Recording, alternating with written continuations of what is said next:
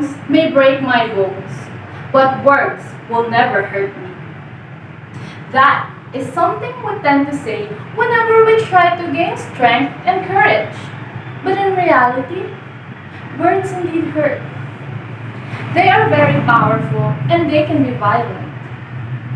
Admit it or not, many people fall subject to verbal bullying because of too much freedom of speech. I believe that certain boundaries must be set for freedom of speech in the Philippines because there is a very thin line between free speech and hate speech.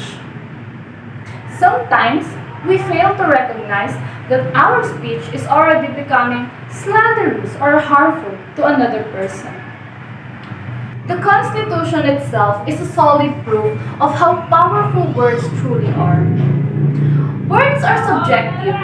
Therefore, in order to avoid any misunderstanding, we tend to rely on the limitations of meanings. The fact that the Supreme Court rules are being based on how they interpret the Constitution is already considered a limitation. This only proves that limitations when it comes to free speech are already existent because in outlet meant to inform, we cannot allow for pure freedom of speech.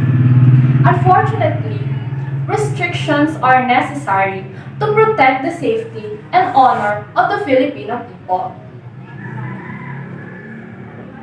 Having pure freedom is impossible because some people take advantage of this privilege and use it for the purpose of harming other individuals, communities, and societies.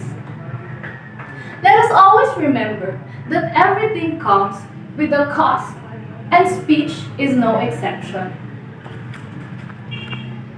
According to research, targets of hate speech can experience negative emotional, mental, and physical consequences. This can include low self-worth, anxiety, fear for their lives, and even self-harm or suicide. In the Philippines, latest national data shows that cyber violence affects almost half of children aged 13 to 17. And one-third of these are in the form of verbal abuse over the internet or cellular phones. As per the World Health Organization, verbal abuse is the most common form of non-physical violence, taking up 58%, followed by threats and sexual harassment. You see, just by looking at this overwhelming data enrages me, knowing that there are people out there hiding under their hateful words, enjoying the feeling of tormenting other people's emotional and mental health for the rest of their lives. Freedom of speech does not give us the right and power to abuse and step on anyone under any circumstances. Now, the best concrete example I could give about this matter is the 2022 elections. It is apparent how the people supporting different candidates argue and fight whether online or in person. Name-calling and ad hominem are a few of the most frequent and famous attacks people use nowadays. They throw nasty words at each other, accuse each other, and most of the time, what they say is not even true at all. Sometimes, the hate becomes too much that things start to get physical already. There came a point where a certain candidate was physically hit by the aggressive people on his campaign rally.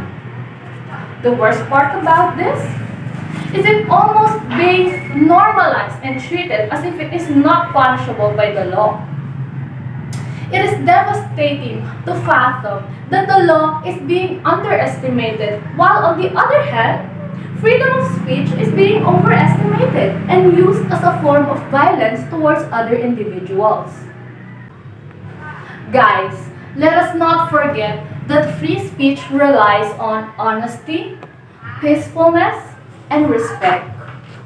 Although it is true that everyone is entitled to their own opinion, But that definitely does not give us the right to mistreat, degrade, and insult people.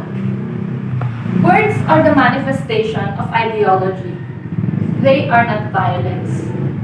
To me, the best way to stop speech that is deemed hateful is not to suppress it, but to combat it with better and more reasonable logic. May we all grow up and learn how to limit ourselves and use freedom of speech in a more effective and appropriate way that would encourage world peace and unity for each and every one of us. Thank you.